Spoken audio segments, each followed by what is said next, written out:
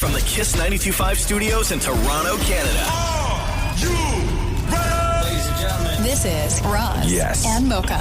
it's Roz and Mocha. What's going on? Hey guys, this is Bruno Mars. This is Selena Gomez. The Chainsmokers. Lady Gaga. Calvin Harris. Celestia Cara. This is Ed Sheeran. You're listening to my boys Roz and Mocha. Roz and Mocha. My boys Roz and Mocha. The Roz and Mocha Show. Between Roz and Mocha, who is your favorite? Mocha. Mocha. You guys are so funny, man. Congratulations, Lisa! Wow! You just won $1,000. That is amazing. Y'all just made my entire morning. Keep it up. You guys are awesome, man. This is the Roz and Mocha Show podcast. We got another 3 times fast tongue twister request. Oh, yes, I'm going to kill her. This one came in from Nathan Zancai, Zancai. He hit me up on Insta. And you know me, I love tongue twisters. I love hearing people do tongue twisters, but my favorite have always been the 3 times fast, right? Yes. Say this 3 times fast. Those are always the biggest disasters, in my opinion. And he may have sent through the shortest 3 times fast tongue twister I've ever seen. Okay. Oftentimes it's one sentence. Say this sentence 3 times fast, right? Okay. This 3 times fast tongue twister is 2 words. That's it? 2 words. And the object is to say these 2 words 3 times fast. Back to back 3 times fast. Well, it's got to be easy then. Okay. You want to know what the 2 words are? Yes. Mouth, health. Mouth, health. Yes. Oh, Shem, you're going to fail. Okay.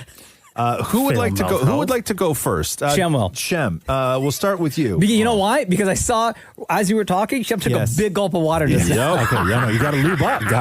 man. Got these big lips. What is it? Mouth health. Mouth health. And again, Okay. it's Lord. 3 times fast. Okay, Shemi, are you ready? In 3, 2, 1, go. Mouth health. Mouth health. Oh gosh. Mouth health. Mouth health. I'm spitting on myself. In 3, 2, 1, go. Mouth health. Mouth health. Mouth. 3, 2, 1, go.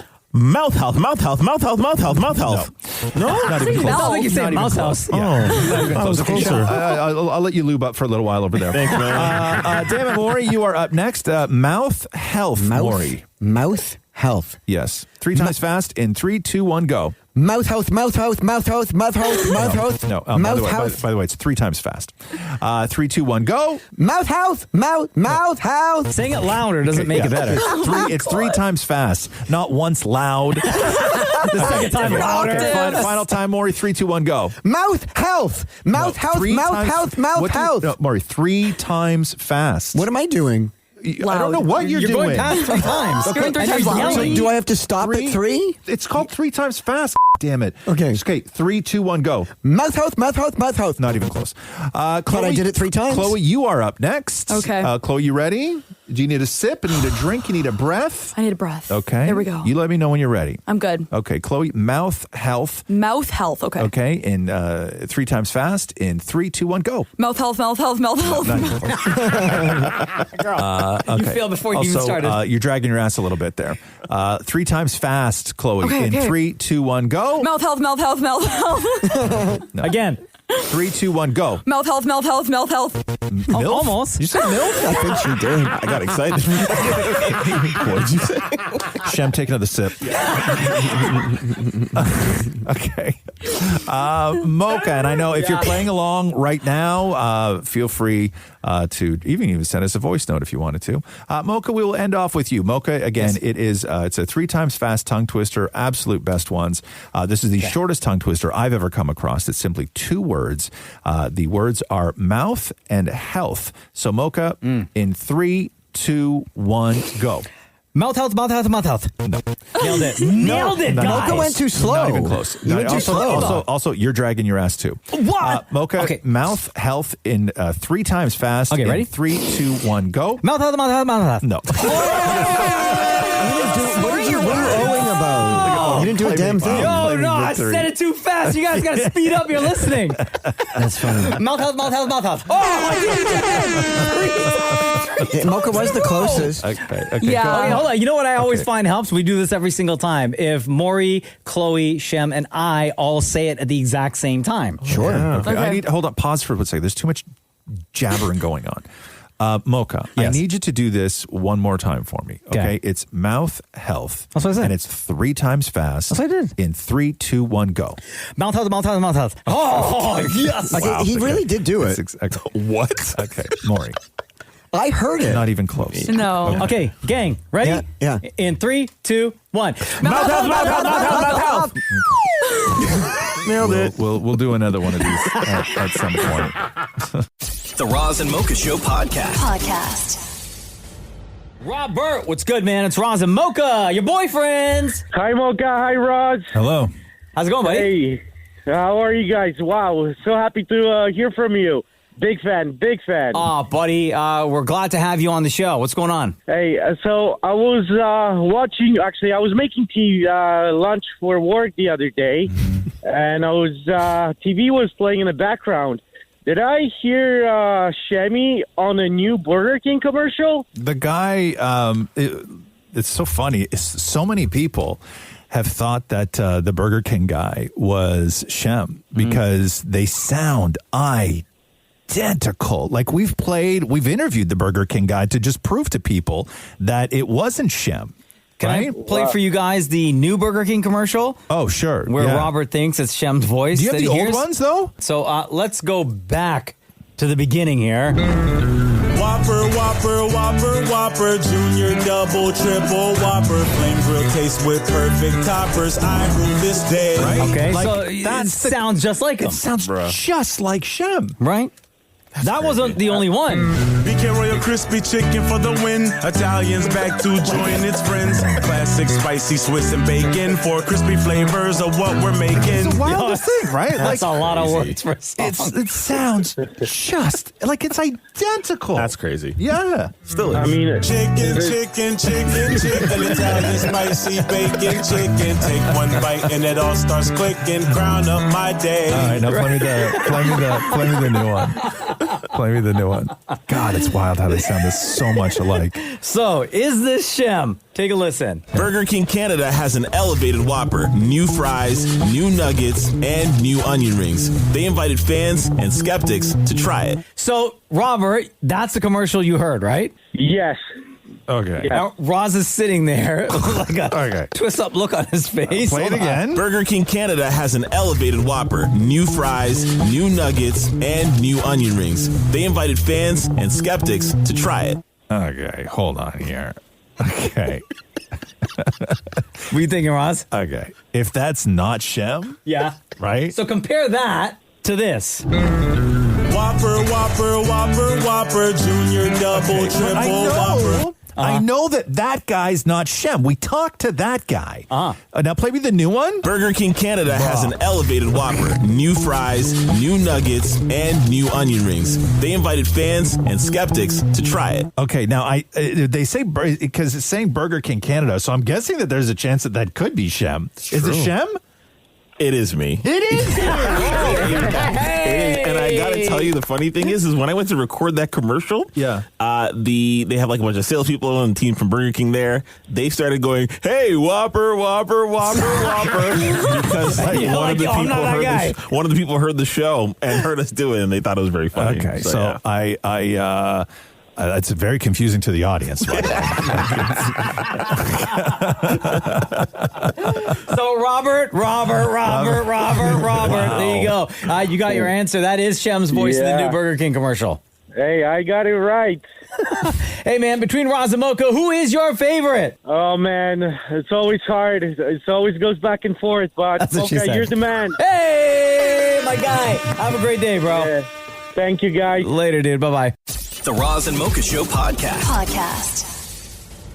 So, Pete Hegseth, who is the, I guess, I don't know, what is he, the Minister of War or something like that?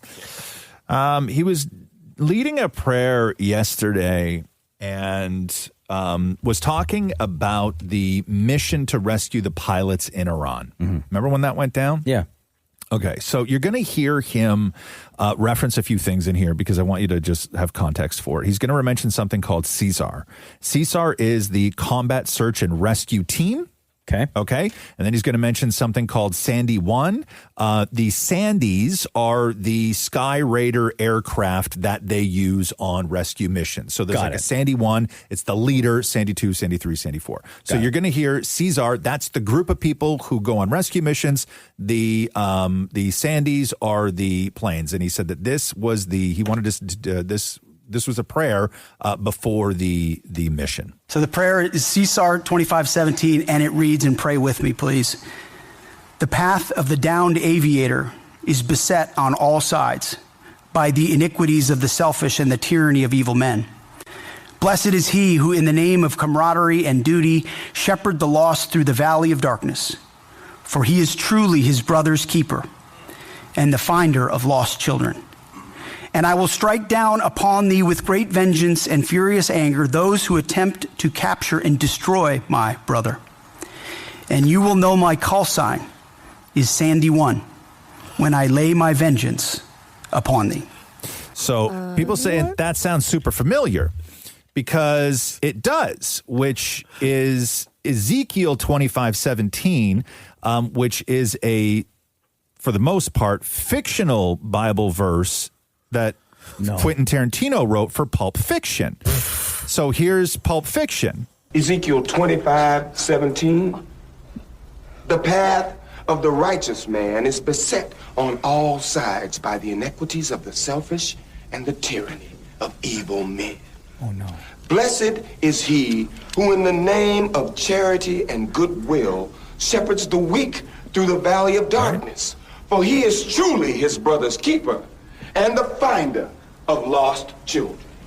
And I will strike down upon thee with great vengeance and furious anger those who attempt to poison and destroy my brothers. And you will know my name is the Lord when I lay my vengeance upon thee. Okay, so it's from Pulp Fiction. But, okay, so not that I ever want to defend Pete Hegseth at all, okay? Because give me a second here.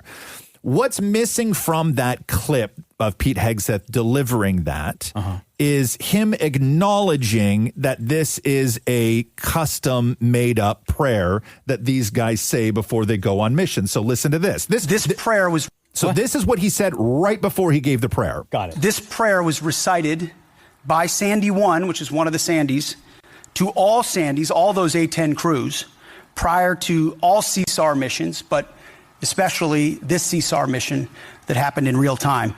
They call it CSAR 25:17, which I think is meant to reflect Ezekiel 25:17.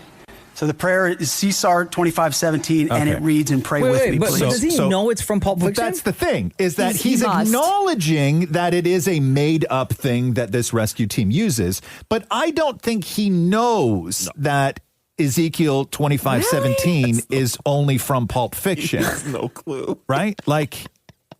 Like there is a verse in the Bible that has a very similar ending to the one they used in the thing. Yeah. But he was verbatim what Quentin Tarantino wrote, not paraphrasing what is actually in the Bible. He was just read what was given to him. That's 100% true. Yeah. You might as well have just said hardest choices require the strongest wills, as said by Thanos in Endgame. Thank you very much.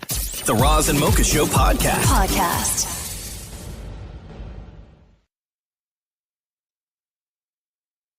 Yes, hello. Hi, it's Roz and Mocha. Hey, how you doing? Good, man. Good. Roz and Mocha's Vented Moments! Get it off your chest. All right, you know how Vented Moments works. So you're on with us, which means you got something to get off your chest. Maybe it's an unpopular opinion, something that's been driving you crazy, something that you don't want to say to your friends, family, coworkers, because maybe it's about your friends, family, and your coworkers. As always, you can choose to remain anonymous. I don't know how you feel about that, but do you want to give your name? My name is Ken. All right, Ken, what do you want to say? All right, so my vending moment is going to be about tipping. About what? About tipping. Tipping. Oh, tipping. Gotcha. For a second, I thought you said pimping. No. All right, if you want to vent about pimping, you can do that too. But, okay, tipping. Ken, go ahead. I don't know what's going on at least in North America, because I just came back from a trip in Europe. there's no tipping over there. What, you want no tipping here?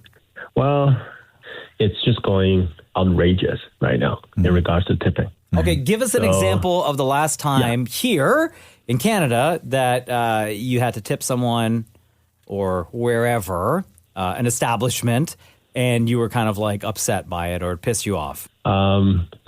Just about last week, I went to a restaurant, me and my wife, we had a dinner, which is fine, easy. So it's about $100.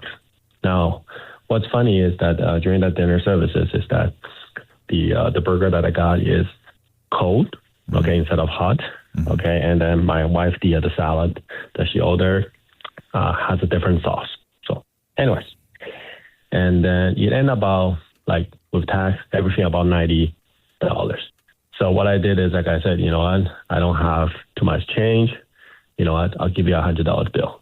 All right, so the waitress came through and then basically mentioned that, well, there's not enough tips, straight up to my head. Oh, wow. What is she? So she told you that the tip wasn't enough? Yeah. I was under shock for probably, I don't know, maybe 1 or 2 seconds. I was blanked out. I was like, okay.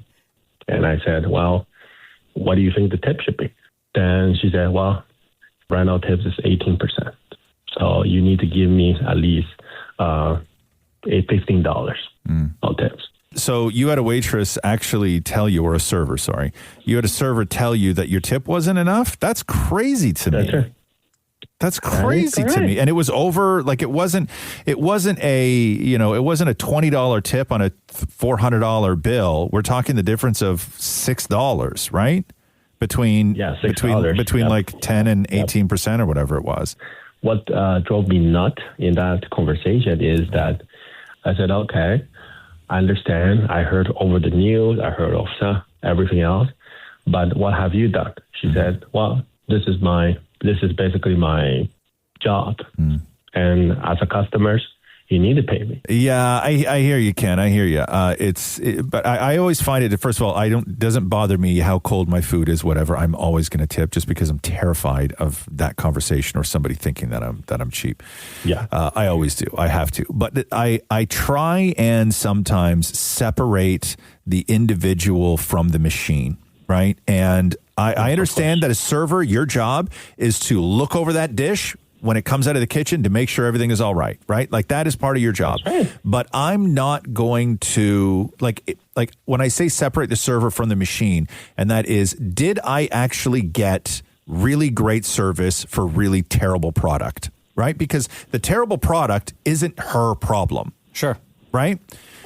Yes, because I've been served by wonderful people who literally served me awful food. Yeah. Right? I think we've all been there. Yeah. And that individual still gets full tip. Agreed. Right. Absolutely full tip. None of that other stuff is her world. It's part of the machine. So in my way, I never take the faults of the machine out on the server. Yeah, of course. And I agree on that part. The food itself, it's about the service. It's about what you have done for me as part of either from from the environment or from have you take care of me from a dinner aspect, the details part. Yeah. Yeah, like I've only done that before when someone didn't tip me at all. You went to used to be a waitress? Yeah, when I worked as a waitress. But I also worked at a higher end restaurant. What did you say? What was your line? I literally just said did you forget to tip, because there was no tip, and it was $200 bill. Yeah. And what did the person say? And they're, oh my God, I totally forgot. I'm so sorry. Like usually it's actually a genuine mistake if they don't tip. Do you think they legitimately forgot? Yeah, I do. I believe it. All right, Ken, you feel better? You feel better now that you're on Vented Moments? Yes, I do. All right, brother. I do that. Have a great day. All right, man. You too. If you got some you want to vent about, feel free to reach out. Text us the word VENT to 925-555. The Roz and Mocha Show Podcast. Hello, just want to make sure you're there. Yep, I am. Okay, hold on. Roz and Mocha's Vented Moment. Get it off your chest. We got a lot of reaction to yesterday's Vented Moment where the guy was talking about going to a restaurant with his wife and not getting the best service. They screwed up his burger. They screwed up his wife's salad. When the bill came, he gave a very, very low tip. Yes. So much that the waitress was like, bruh, What is this? You need to tip more. And he was just not having it whatsoever. So then the topic of tipping and what's right, what's not right. Who do you tip? How do you tip? There's more than just the server that exists in that world that get payouts from that tip. And one of the people, you don't have to say your name if you don't want, but you had a vented moment today about yesterday's vented moment, correct? I did, yes.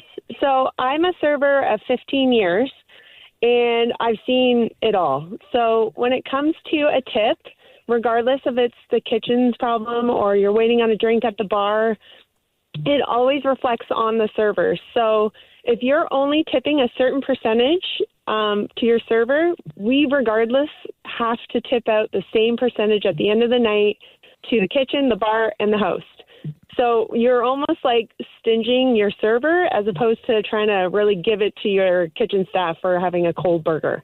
So in this case, that server, because I think it was only I think he gave like an $8 tip on the total. Yeah. So the server would not see that $8 tip. That server has to take that $8 and it still has to go to kitchen staff and whoever else, right? Exactly. Okay. So at the end of the night, say I'm making $1,000, I have to tip out $50. I mean, that's regardless of if you give me a $2 tip on a $100 bill, I still have to tip out 6%. So it's technically like I'm paying to serve you. I agree, and tipping out is such a weird thing. But I think that the other thing that drives people mad, is that because your system is broken, it's not it's not their problem. Right? Like if you deliver fantastic service for terrible, wrong, undercooked food and you get a lousy tip and you still have to tip out, those people back in the kitchen, that is a problem for you and your boss. Oh, 100%. Right? But I think that's in most restaurants. I know, but that is not a problem for the customer. Right. For sure. That's not their problem.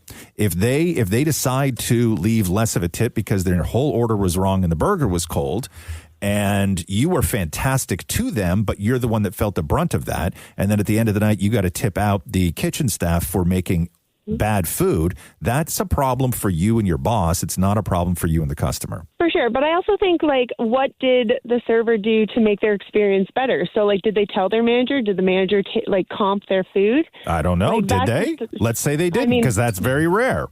Yeah, that's true. I just think, they're not going to come back. But again, I feel like it's not, everyone always blames the server, and it's really not always. There's I know, so much because you're the face. You're the face of the Absolutely. experience, unfortunately. Yeah. And so what's one of the things we said yesterday is you got to separate the server from the machine. Yes. But you can't separate yourself from the machine. Right, and that's true. But you also made a comment yesterday, Roz, that it's up to the server's job to check the food before it goes out, to make sure it's not cold, to make sure it looks presentable. But that's why we have an expo standing in the kitchen. So that's also part of the kitchen staff. So if it goes out wrong, that's on the kitchen once again. We try to run our food, but that's not always the case when it's like a dinner rush on a Friday night and we're so busy. I get it, but if somebody at your table orders an egg salad sandwich and you walk over with the tuna, right, that's on you. To the customer, that's on you. Yes, that's right. Right. So, right. Yeah, but I get it. Separate the server from the machine, but you are very much part of the machine. And when, I wouldn't want to work somewhere doing a service for somebody where the product was awful. Oh, yeah, because then you got to take the heat for all of that. You got to take the heat for all of that. So you also have a responsibility in all of this. Yes. Right? I mean, if I ordered an egg salad and someone brought me tuna, I'm going to tip more. But also, I should have ordered it, Maury. Yeah, it's just about making up for the experience as much as you can, comping things, free dessert, whatever. Sure, but that's again, that stuff used to happen a lot more than it does now. Oh yeah, not now. Only if it's your birthday. No, you get a free dessert. You're bro, my steak is so cold and I didn't get my fries. Here's what I'm going to do for you, sir. just so you don't have to get up in 15 minutes and wander around, I'm going to tell you right now exactly where the bathroom is. Okay? it's right around that corner. Problem solved. Okay, problem solved. I did just solve it. Hey, thanks so much for joining us today. You have an amazing day. You too. Thank you. And if you got a vented moment that you want to share with the world, feel free to shoot us a text. Vent is what you are texting, along with your name, to 925-555. The Roz and Mocha Show podcast. Maury was in another, it's a big American show, right? CBS. He was in a show on CBS. You were? Like a cop Jared show. Bruckheimer. Yeah. Yeah. On Friday, yeah. Yo, that's amazing. Yeah, it's a show called Sheriff Country. Okay. And I'm going to... Oh, wait, I've heard of this show. Have It's you? from the same family as Fire Country. Hold on. What's it called again? That sounds dangerous, Fire Country. I'd rather live in Sheriff Country than Fire Country. Yeah, so it's like a big Bruckheimer like network show. Oh. Maury, Yes, I know this girl that stars in it. I like her. Yeah, she was in... What else was she in? She was in... Gotham. Was it Gotham? Most known for Gotham. Wasn't she in Homeland? Homeland, yeah. Homeland. That's right. That's it. That's where I know. Yes. That's where I know her from. Is Homeland. What's her name? Marina Baccarin. Is that her Yeah. name? Oh, she's in Deadpool. Yeah. Oh, yeah, and Deadpool. Yes, sorry, Deadpool. Damn it, Maury, your acting agent, didn't your acting agent let you go years ago? Wasn't that the thing? Oh, this is a new one. Oh, you have a new acting agent. Yeah. Right. It was a sad day when Maury's acting agent fired him. Normally, actors fire their agents. Maury was let go She from sent his me to agent. an audition to be a leprechaun. I still didn't get it. So I want to play you some stuff because damn it, Maury's been in a lot. He's been in Private Eyes, Murdoch Mysteries, Frankie Drake, Hudson and Rex, Pretty Hard Cases. Hold on. We'll start with Murdoch Mysteries real quick. The station hasn't received a single call today. Not one complaint. No littering, no loitering, not even any lollygagging. And that's bad? It's not right. Best of the day to you, Inspector. See? That was the only line. I'm the king of just give me one line. That was Best of the day to you, Inspector. That was Maury's line. What else you got over there? Frankie Drake Mysteries. Yeah. Morning, Ollie. Oh, keeping busy, I see. You know what they say about idle hands? Just watch yourself, honey. Thanks for the tip. Have you seen Sellers? At the bar. Thank you. Oh, wait, hang on a second. Oh, wait. Didn't I? Oh, Morning, Winnie. there we go. Yes. Morning, Ollie. Oh, keeping busy, I see. You know what they say about idle hands? Just watch yourself, honey. Thanks for the tip. Have you seen Sellers? At the bar. Thank you. Morning, Winnie. And then there was what was the name of the Christmas movie you were in? Where you were playing Country a radio? Roads Christmas. Yeah, he's playing a radio DJ. Good morning, Nashville, and Merry Christmas. Here's a holiday treat for you. We have a living legend with us today. Well, that just makes it sound like I've been around too long. Welcome, Harris Sanderson. Okay, it's so good. But yeah, the king of the give him one line. And so I want to play a little bit of Maury's audition. Maury, what was the character description that you were given? MC. MC of what? Oh, just MC of this fair, of the summer fair. And by the way, remember that the plot of this episode was they're trying to catch a serial killer. Okay. Oh. So see, here I want. And where were you when you actually did this audition? I was MCing a car show. So you were MCing a car show in real life, and then filmed you at the car show for your audition. That's right. Okay. So here's Maury's What's audition. going on? It's Maury Sherman, and I'm auditioning for MC, which is hilarious because as we speak, I'm MCing this beautiful car show. So here's my audition for you. Okay, Edgewater, put your hands together for the man whose real name is Henry, but you all know him as... Wait, so did you already ask the crowd out there to help you with your audition? Yeah, I said I'm doing an audition here, so before we Wow. get back to the cars, help me out. Okay, so that's how that sounded in the audition. Now here's how it sounded on air. Status updates, call them out. Hey, I'm in the beer garden. No suspicious activity aside from the price gouging. We had him in custody yesterday. I'm 5 minutes out. We need eyes on Van Wainwright. Texting you a photo. Find him. Okay, Edgewater, put your hands together for the man whose real name is Henry, but you all know him as... Thank you. Thank you. Are we ready to light this candle? Why Why didn't they just use your audition? It's the same thing. Yeah, they could have. They could have saved a ton of time and money. Right? So this aired when? On Friday? On Friday night. Yeah. Did you watch it at home? Oh my God, yeah. Yeah. Did you watch it with Matthew? Absolutely. Yeah.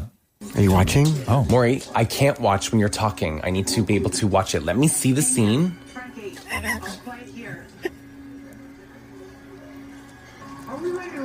What'd you think?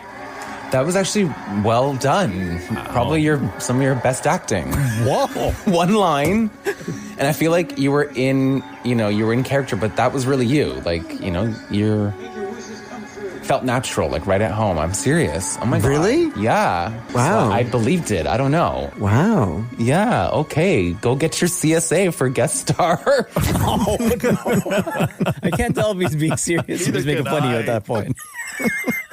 And can we just acknowledge how far Maury's come in his acting? Because still, one of his most legendary acting performances is when Maury stayed at that haunted hotel and tried to convince everyone that he actually saw a ghost. Okay.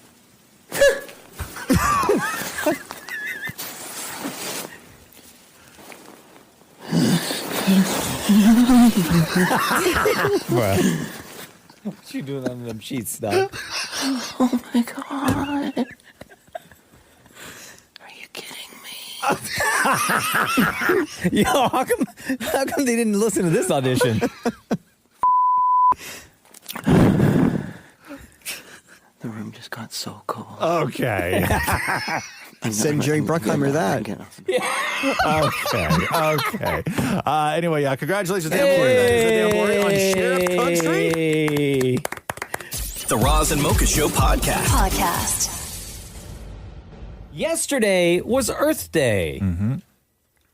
A time to educate, share info, how we can preserve this wonderful, beautiful place we live, flat Earth. Oh, God. One person who took it very seriously was Shem, of all people. I would never think that Shem would carry the conversation of Earth Day beyond just talking about it on the show. What did you do?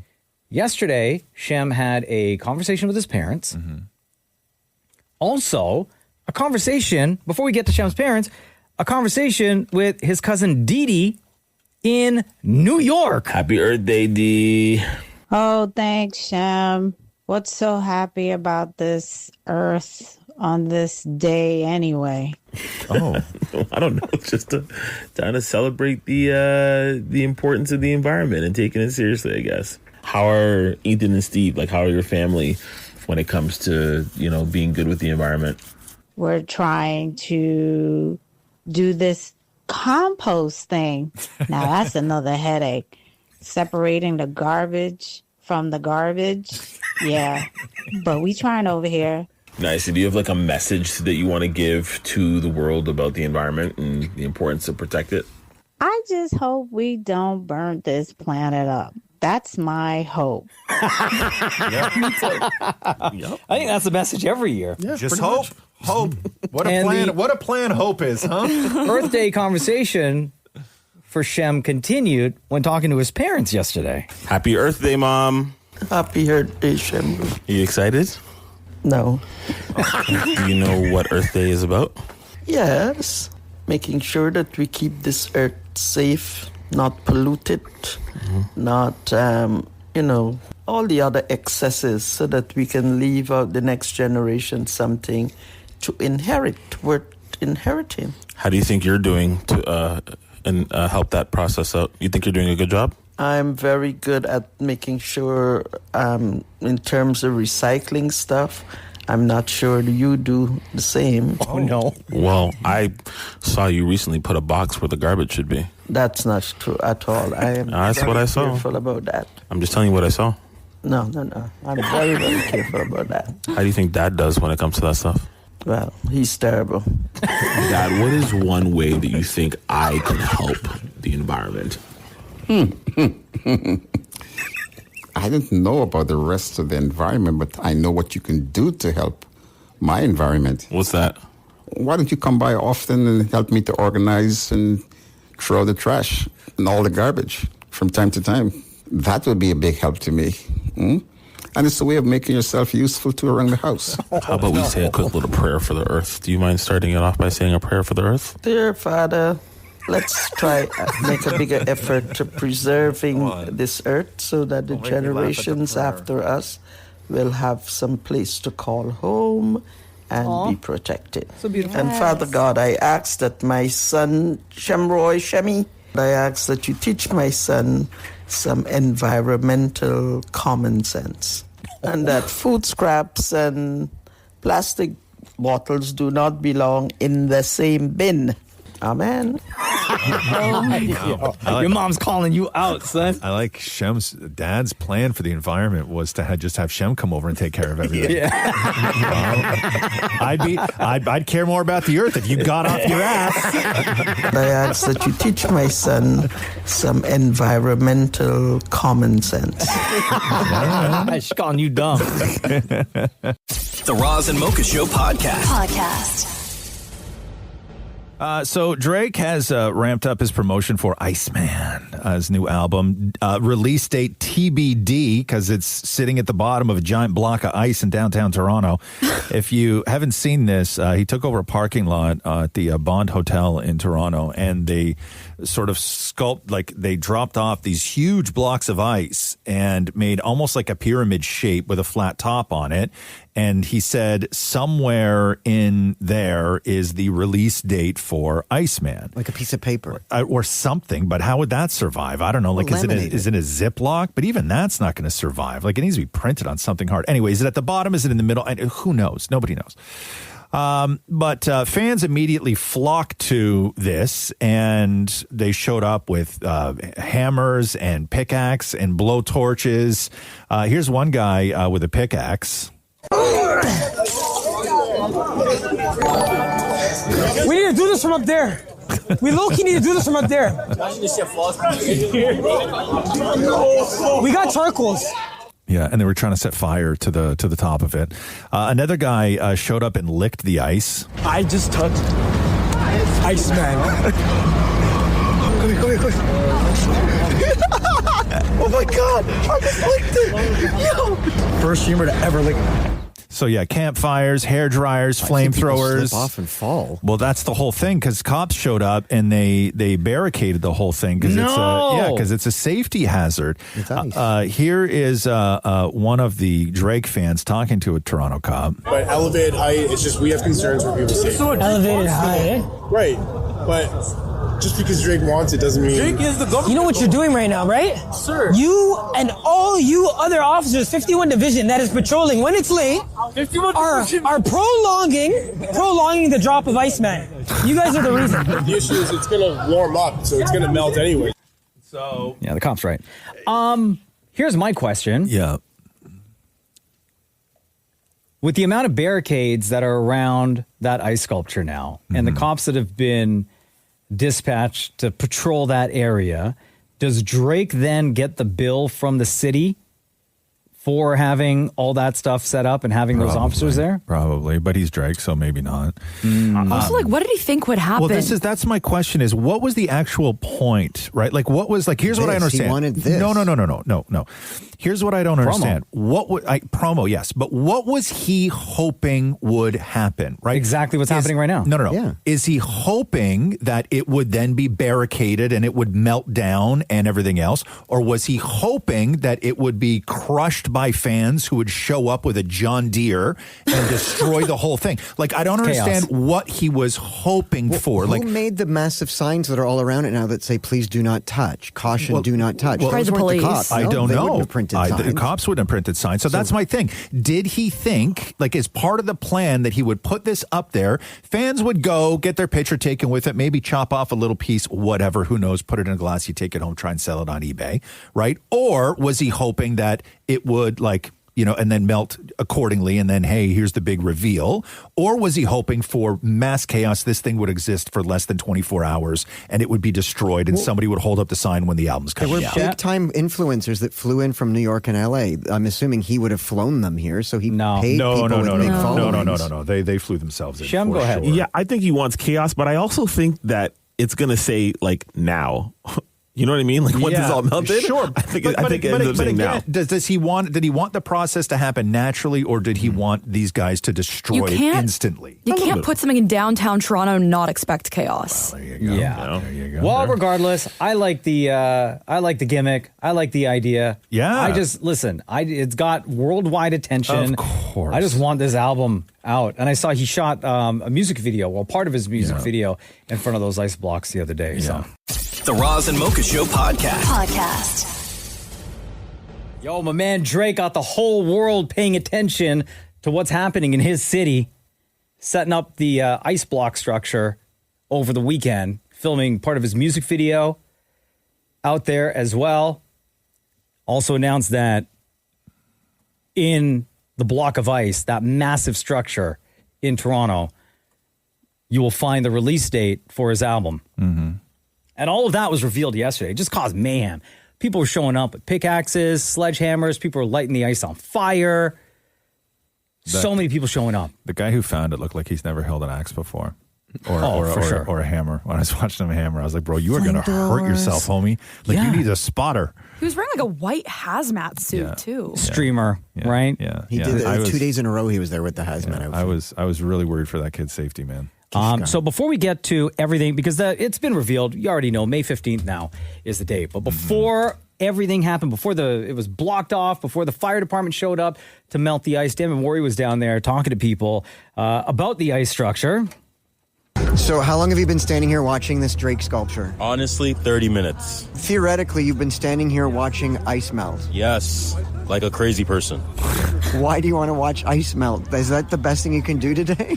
Yeah, man. You know, Drake's release date, so I'm here to support like a crazy person, but it's all good. I saw drips from Drake's ice. Like, it's a legendary experience. Drake, you're the best, and we love you. Years from now, what will you tell your grandkids of this experience? I'm going to tell them that I got to witness Drake's ice melt. What else do you have to do today? It's for... No, it's not do you for have a the job? whole day. Do you have a job? It's not for the whole day. Do you have a job? It's not for the whole day. You just come to watch it and What did you tell your boss as to why you're not at work right now? You just watch the ice melt. So as the security guard, is this a career highlight to be securing ice? I would say so, yeah, for sure. Something different, you know what I mean? It's unique, so. Just going to go on your LinkedIn that you are guarding Drake's ice. Probably put it on my resume, man. Can I have a piece? Can you get me a piece of ice? Thank you. Yes, we're getting a piece of ice. Look at that, I got a piece of Drake's ice. $20. Anyone want to pay $20 for the ice? How upset are you that they've now put up barricades you can't get near the ice? I'm really upset because I came here to break the ice and it's like I can't even do anything. No one can do anything. I don't know why they even have it up. Drake wanted us to break the ice. I don't even know why they even have securities out. We all came here just to break the ice, to smash the ice, to get the date, because the date is in the ice, and now we can't even get the ice. Are you excited for the album Iceman? I'm excited for it, honestly. I've listened to all the albums before. I loved all of them, so I'm really excited to know when this one is going to come out and what Drake has planned. So later in the day, that same streamer that was making all the news, that was all over everywhere, his videos kept getting reposted. His name is Kishka, and he's standing on top of the ice sculpture, and he's hammering away at it. And he was the only one. Mm-hmm. And again, this is after barricades were set up, police were there, right? At one point, they did let fans get close to the ice. It was probably for this moment, for this kid to get up there. Yes. And it wasn't like he found the bag, And there's a waiting car for him. And it's not like it was in the middle of the ice sculpture or down at the very, very bottom, but it was inside of a waterproof bag. This is him finding the bag. It's here, guys. So big crowd. So this guy now, Kishka, gets into a waiting car. He didn't even open it in front of the other fans, too. That's when you know that this is fishy, right? Yeah. And he gets a phone call from another streamer, one of Drake's friends, Adden Ross, which, again, makes it seem a little fishy that this guy... I didn't have his number. Yeah. That this guy, all of a sudden, the only one that's been really, really making the news worldwide because of the ice sculpture, that he gets into a waiting car. Adden Ross calls him and says, you got to make your way to Drake's house. Yeah. He makes his way to Drake's house, and there's a table set up there for him. On the driveway, which is weird. And the gates are closed. Yes. And somebody meets him out front and says, okay, open the bag. Okay. Let's see this. Iceman, May 15th. May 15th. 2026 will be the year. Am I reading this wrong? No, read it again. Will be my year. 2026 will be my year. There you go. Wow. And then inside the bag is like racks and racks of cash. Yo! Yo, Drake! What's that? Yeah. What the f***? I don't even know how much this is, bro. 100,000? $100,000. Yeah. So come on, there's something going on, right? Yeah, of course. I mean, listen. Oh, and Drake was looking out his window. Yeah. Like, and I'm not saying that we're all supposed to believe that this is like, if it's promo, people were paid. It was a plan. It just didn't go as planned. It wasn't as smooth and organic looking, but I don't think it was ever supposed to be organic. And like then this kid was always going to find it. 12:30 this morning, fire department shows up. And they have been and still are now on Earth Day trying to rinse out all that ice. Yeah. They had the big powerful hose just hammering down on the ice. Dammit Maury was there earlier this morning as well to try to get a comment from one of the firefighters there. Excuse me. You're with Toronto Fire. What are you guys doing right now? I'm sorry, I can't comment on anything. I'm just not authorized to speak for the department. But you guys are spraying water on the ice. Sorry, I'm not authorized to speak for the department. Bro, just say we're melting the ice. I'm not authorized. It's obvious. That's what you're doing. But there you go. Promo run for Drake. It worked. May 15th. Sure. The new album, Iceman. The Roz and Mocha Show podcast. So while everybody was sleeping, word came out that Toronto Fire Department was at the location of Drake's giant ice sculpture, hosing it down, I guess, to try and melt it. Yesterday, what a schlamaz this whole thing was. So a streamer found it, quote unquote, live on stream, and it wasn't even buried that deep. And the weird thing is that when he built this ice sculpture, the release date for the new Iceman album was somewhere in there. That was the whole story. And then everybody showed up and they were climbing on it and they were flamethrowering it and they were hitting it with hammers and everything else. Sledgehammer pickaxe. Yeah. And then the cops showed up and they barricaded the whole thing and they were like, yo, this is like dangerous. Like ice is falling. People can't be climbing all over this stuff. But something happened yesterday where then police allowed people to go back in. Mm-hmm. And then this one streamer was on top. Like nobody else was climbing it that I could see. And then he had like a tool. And then he blasted through like one layer of the ice in the exact right spot. And then boom, there was the package, right? And then the barricades go back up. And thank you. And then he took it and immediately ran into a car. He didn't even open it in front of people. And he went to Drake's house. Isn't it funny, though, that out of everyone that showed up and everyone that was posting stuff, videos, photos, that this guy, this streamer, Kishka, is the only one that got the most attention out of anyone? Yeah, because it was a setup. Like he's being paid by somebody, right? But he's like, not a big streamer, so why pick him? Yeah, that's why. Yeah, because he's unknown to the mass audience. So anyway, so here is Kishka at Drake's house opening up the package. Okay, let's see this. Iceman, May 15th. May 15th. 2026 will be the year. Am I reading this wrong? Will be my year. 2026 will be my year. Yeah, you read it wrong, sir. Wow. And then he reaches into the bag, and there's like bundles of cash. Yo! Yo, Drake! Drake was looking outside the window. What the f***? I don't even know how much this is, bro. Yeah. So he gets cash. So he got cash. Dammit Maury this morning, though. So they're hosing it down. I guess it's going to take a while. They just showed footage on the news. Yeah. It looks like they didn't even make a dent. Yeah, because it's cold water hitting ice. Like it's going to take a while. Today will help because it's going to be warm in Toronto. But here's Dammit Maury trying to get anything from one of the firefighters. Excuse me. You're with Toronto Fire. What are you guys doing right now? I'm sorry, I can't comment on anything. I'm just not authorized to speak for the department. But you guys are spraying water on the ice. Sorry, I'm not authorized to speak for the department. Yeah, it's pretty obvious what you're doing. Yeah, it sounds to me what it sounds like is that this was planned to be something, and it worked. I mean, it's promo, right? And you pay for promo. Worldwide you pay this attention. guy worldwide attention.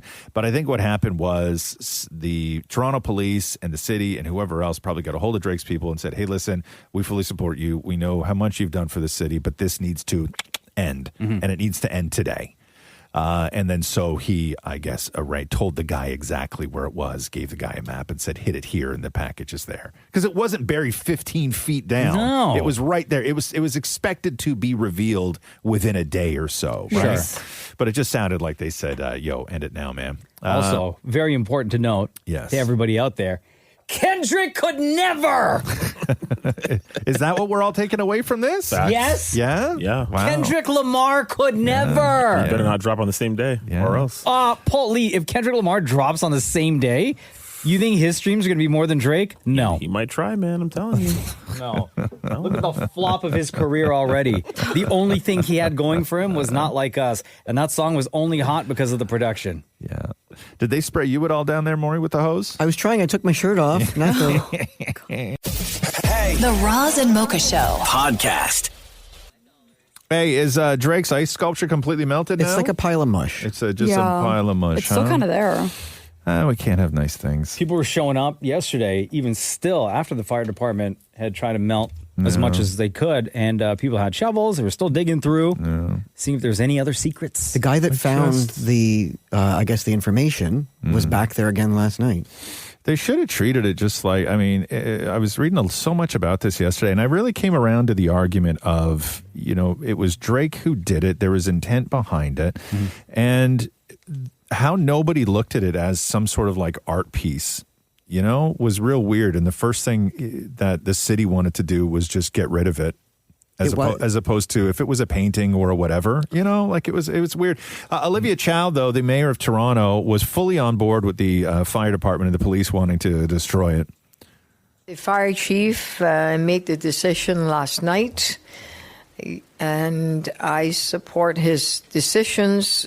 His responsibility is people's safety, and you will have to ask him, what are the safety concerns that he has. Drake is a big supporter of our city, and there's so much excitement across our city towards this new Drake album, the Iceman.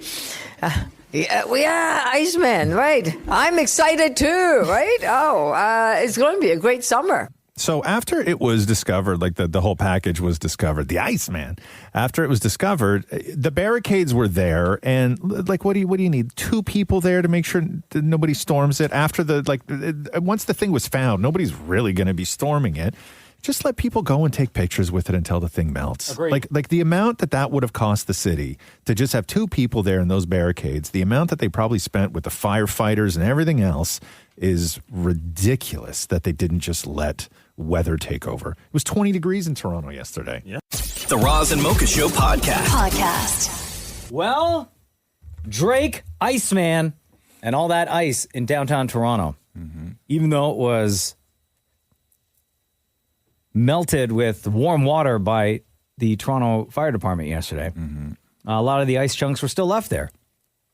And fans showed up after the barricades were removed with shovels and kept breaking up the ice. And one guy showed up with a cooler and put a whole bunch of ice in the cooler. What we got in there? Well, we got the Drake's ice in here. Let's open it up. What you gonna do with this? You gonna sell it on eBay? They're gonna sell it for thousands. Thousands of dollars? With the cooler and everything, you're keeping it nice and cool. Yo, you guys are crazy. You guys are real fans, bro. Holy Yo, they're digging in there like there's more money. There's no more money. Somebody said that maybe they lost their phone. That's why a bunch of other fans were digging around. Although, the day that things went crazy where people were showing up in front of the ice sculpture, one streamer took a set of car keys and threw it in between the ice blocks and was like, this is for a brand new car. Once the ice melts, whoever finds the keys, you get the car. Yeah. So I wonder if those guys, that's what they were doing. Maybe. Well, 2 seconds later, somebody found the keys and won the car. Did it really? Yeah. Oh, when? The same day? Yeah. Oh, didn't even know that. Yeah, like 10 minutes later. Idiots. So a whole bunch of stuff happened yesterday. with regards to Drake and Iceman. Of course, the new album is May 15th. Yeah. So Drake shared a whole bunch of posts on IG with a bunch of different quotes. And before I get to the Kendrick Lamar stuff. Oh, Jesus. Here's what Drake said. One of the quotes was, when I call your bluff, make sure you answer me on that first ring.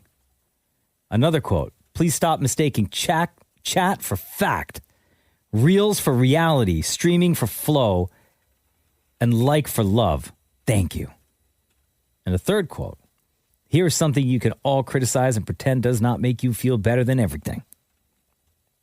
So that's what Drake posted. And then Drake fans are going on Kendrick Lamar's IG and on all of his Who posts. is Drake talking to there? It's all. We don't know. We don't know. We don't know. The ops. Okay. Haters. The ops. Haters. Thank you. Yes, my ops. If you could say a couple words to my ops, I would appreciate it, Drake. While you're at it, while you're taking down ops. And then Drake fans were going to Kendrick's IG, and like all of his posts, they were going and leaving the ice cube emoji, like a whole bunch of ice cube emojis. And then a rumor started in the afternoon. It ended up being fake, but people were rolling with it, that Kendrick was going to release an album on the same day that Drake releases Iceman, May 15th. And that Kendrick's album would be called Fireman. Oh. Didn't somebody already have a Fireman album? Song, Lil Wayne. Lil Wayne. Yeah, okay, I gotcha. And they had like an album cover and everything, where it was like Kendrick's face, but it looked like lava. Sure. Right? Sure. Coming out of a volcano. And then someone posted a picture, and it had like the TMZ logo on it and everything. And it said Kendrick Lamar was spotted leaving the studio last night in LA, except it was Kendrick like surrounded by people, and he's wearing like an Los Angeles Fire Department full outfit. Oh, God. Like the helmet and everything. So he's not, though, right? He's we don't not. know. We don't No. know. That We don't know. Same photo, people were trying to say he was in a studio in Toronto. So the photo was fake completely? Yes, Chloe. Yes. Like AI or something? Yes. Yes. I haven't even Chloe, seen don't it. tell me that you fell for that photo. No. I fell for the Toronto one. And then, I don't know how real this is, but apparently somebody DM'd Kendrick Lamar and he replied. I'm guessing this isn't real either. So this person said, bro, I know you've seen this Drake rollout. Ish is going down. What's the word, K-Dot? And then Kendrick replied with a laughing face emoji, followed by, it's always been F Ice. Okay. Can't these two just kiss already? Kiss. It's leading up to that. So things are still, I guess, like the publicity that Drake wanted. Either it's going the exact way he planned or it's surpassed everything else. It's a rivalry that's heated. Yeah. Yeah, I think that I think it's gone well. Did it go to plan? Who knows? Did it work? Absolutely. Yeah. Well, we waiting, Drake. We want a single too. That new album, Iceman, May 15th. The Roz and Mocha Show podcast. We welcome to the Roz and Mocha Studios. So happy to have them here. Piper Gilles and Paul Poirier. There we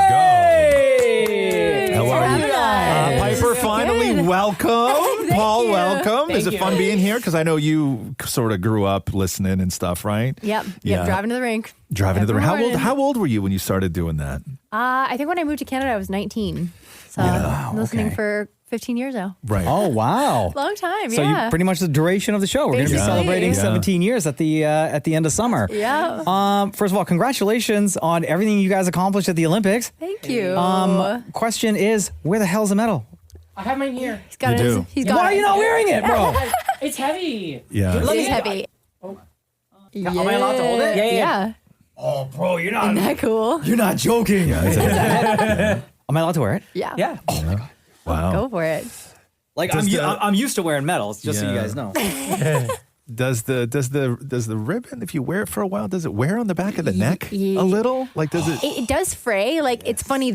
Even the color has changed within Really? like the first 2 days. It was Yeah. different than when it was given to us. So Yeah. it's gonna We be. have been bringing it a lot of places. Yeah, we have. Yeah? It's been traveling everywhere. Fair. Hey, did they give you guys the stuffy that they gave like the men's Canada hockey team? Yep. Yeah. Do you guys still have that stuffy? Yeah.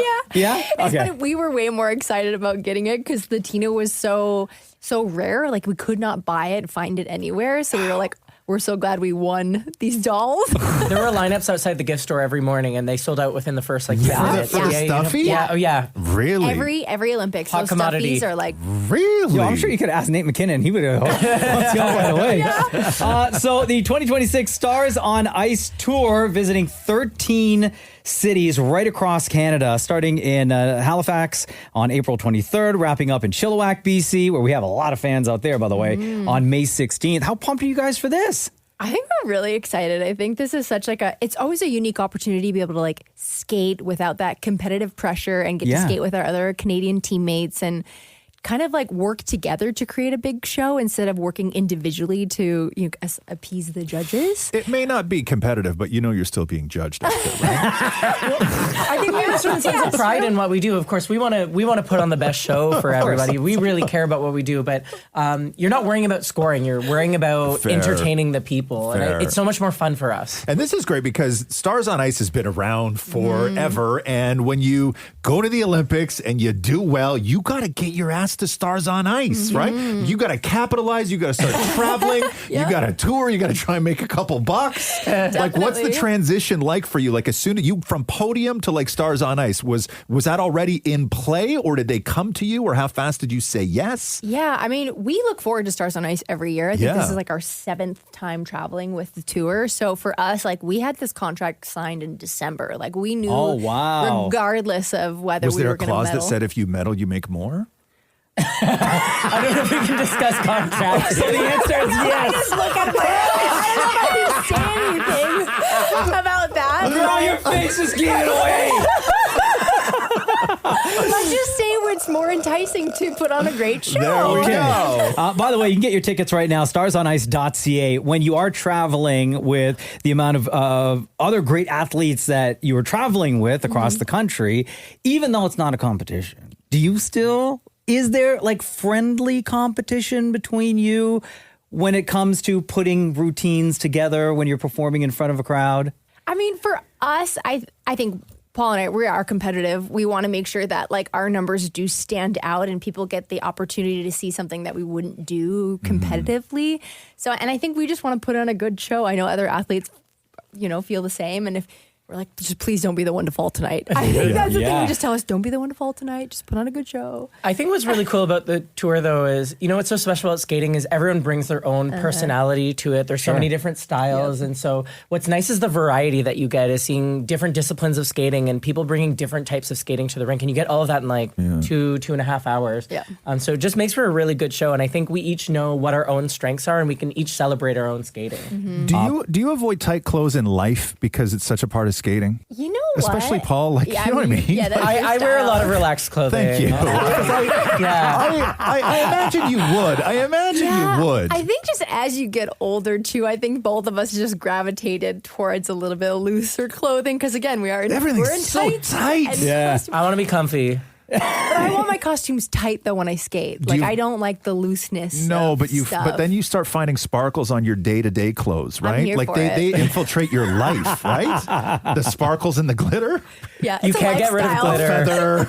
Piper Gilles and Paul Poirier, thank you so much for joining us on the Roz and Mocha Show. Once again, Stars on Ice going to 13 cities nationwide, starting in Halifax, April 23rd, wrapping in Chilliwack, BC on May 16th. Tickets available right now, starsonice.ca. Again, thank you for joining us today.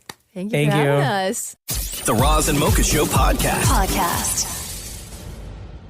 Quickly, Mocha, the Scarface Mansion is for sale again. Yes. $237 million. Now, this isn't the Tony Montana mansion.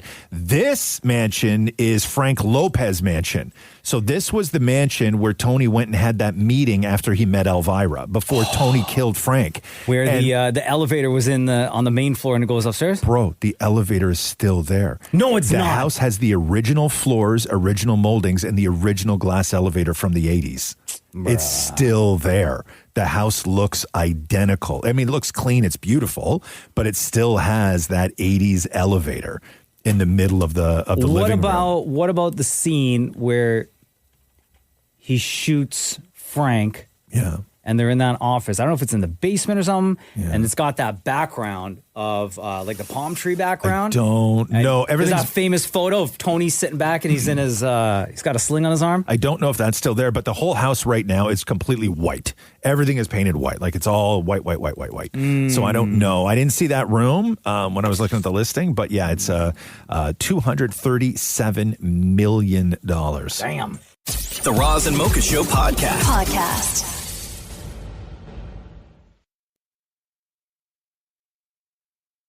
What's up, y'all? What's going on? Oh, you know. How are you doing? Oh, I think I'm good. Yeah. Yeah. Jem's here. Maury's here. Chloe's here. Unconfirmed at this point. You look great. Thank you. Yo, Chloe looks like you look like you're on the run. I am on the run. Who are you hiding from? Everyone. Well, I can't You also look like you escaped the joint. What? With that denim shirt that you're wearing? It's a denim jacket. Oh, okay. Denim jacket. You look like When you got a ball cap on. You're incognito today. I am Yeah, incognito. big time. You look like It's actually called I'm just lazy and didn't want to do my hair. Andy Dufresne. Y'all. And we Shawshank. felt like men. Shawshank Redemption. Free man. You ever seen Shawshank Redemption? No. No? I know I Do need to see it. Do you know what it's about? What do you think it's about? It's about war, right? Yep. Which war? The World War Which one? II. Do you know how many world wars there were? 2. Okay. Almost 3. Okay, so World War II, and it's Shawshank Redemption. And so what happens, do you think? Like, from what you've heard and how much dudes love this movie and everything else, what do you think the sort of premise of the film is for Shawshank Redemption set in World War II? I honestly have no idea. Take a guess. What do you think? What do I you think think? it's about 2 guys. Yeah? There's 2 guys in it. And then? And what happens? And maybe they meet in war and then they're friends and then they go through war So they together. meet during the war. But like, what makes it so special for dudes? Obviously, you said, I know I have to see this movie. People have told you repeatedly you have to see this movie. Isn't it number 1 on like Rotten Tomatoes or something? But okay. But why like what sense do you get? Why do guys love this movie so much? Because it's war. Because it's war. Okay. Interesting. So what is it actually about? Can I read you the synopsis? Yeah. Really quick. By the way, Shawshank Redemption, 1994. Okay, so not. No. That's when it came out. Oh, Okay. Stars Tim Robbins and Morgan Freeman. okay. Do you know who they are? Yes. Okay. Do you? I know who Morgan Freeman is. You don't know who Tim Robbins No. is, though. No. I tried to get past that one. A wrongfully convicted banker forms a close friendship with a hardened convict over a quarter century while retaining his humanity through simple acts of compassion. It's about prison. Prison. I thought it was Yes. war. No. Internal war, yes. No, it's a prison movie. Oh. Shawshank is the prison. Oh. What did you think Shawshank was? I thought it was like a battle of some sort. Oh, the in a Battle of war. Shawshank. Yes. The Great Battle of Shawshank. The Roz and Mocha Show podcast. Hey, you know what I found out today? Tell me. That e-transfer, it's just like you just like transfer somebody money. You found out, figured out how to do it. No. What I didn't realize is that like nowhere else in the world do they have that. What? Well, they have like Venmo and stuff, right? Which is PayPal. Yeah, which is completely different. Like in America, you can't go on like your bank app and just send somebody money with their phone number or email address. Why? Because all the banks aren't tied together. Oh, we have a system because we only have like 6 or 7 banks and then like a couple credit unions. But we have a system where all the banks decided, yes, this is best, and you can just do it with your thing. But in the States, you can't do that. Like you can't just send somebody money from your bank. Oh, I didn't know that. I had no idea either. You don't think you can transfer from a Canadian one to a U.S.? And you can't. No. They have Cash App in the United States as well. Yeah, but they have all sorts of different ones. But do you have to pay a fee for those, Jeff? Yeah. Cash App and Venmo and all that? PayPal, you have to do a fee. Yeah, but also if I have one and you don't have the same one, I can't send you money. Like you have to send it to somebody who has the same one. Oh, if you're in the States, right? Damn. Like I didn't know that. Bitches. Right? Yeah. And then I was like, God. And why are you trying to send money to the U.S., Roz? No, I'm not trying. I've tried before. I've told people before, hey, let me just e-transfer you. And they were like, no, we don't do that. Like we're doing something bad. right? And then I realized, no, we got it right. Too many zeros. But also, what's the alternative? Sending cash in an envelope? Like, Yeah. Well, no. Bills. Do you remember we used to do that? Mail money? Yeah. What about a check? You ever heard of a check, Chloe? I guess, yeah, you could mail a check. I don't think I've But I have ever done mailed that. cash. Yeah. I know people that have mailed cash. Really? Yeah, for sure. Probably not the smartest Not thing a to do. lot. No, but if it's in a greeting card, you can't see through the envelope that there's money there. Oh, sure. Like, They can X-ray it. 20 from Nana, right? Yeah. Like, yeah. You know, nobody's sending the rent. Cash in the mail. I'm trying to think of the last time I wrote a check for something. Well, we have to do that in condos for like property, or your maintenance fees or your You have to write a rears. check? I didn't. In our You can't condo, just- they don't accept e-transfer. You have to write a check for your overdue money. A check? Yeah. But isn't there, can you just do it through your bank, like an account? They don't have, that has not been passed in our building. Aren't you on the condo board, though? I'm trying. I want a machine, like a square where you just tap your card. Yeah. Nope. No. So check. So you write checks all the time. I haven't had a check. I remember the first time I got checks. Oh my God. What? So the great thing With like teddy bear print? No. So the great thing when you get checks is that they lay them all out in front of you and they're like, which ones do you want? Right. And at the time when you're young, getting your first bank account, because I got my first bank account like when I was like in my teens kind of thing, and they give you checks and they lay them all out in front of me. And the ones I picked were the Western ones. Western? So they looked old timey, like they were brown. I remember that. Oh, they had designs. Designs. Like burnt, it looked like burnt paper. It looked like they were from like the 1800s, my checks. Is that when you got your first check? And I realized Ross, that was the year. Thanks for listening to the Roz and Mocha Show podcast. Catch the guys live Weekday mornings from 6 to 10. on Kiss 92.5 Kiss925.com. or download the Seeker app.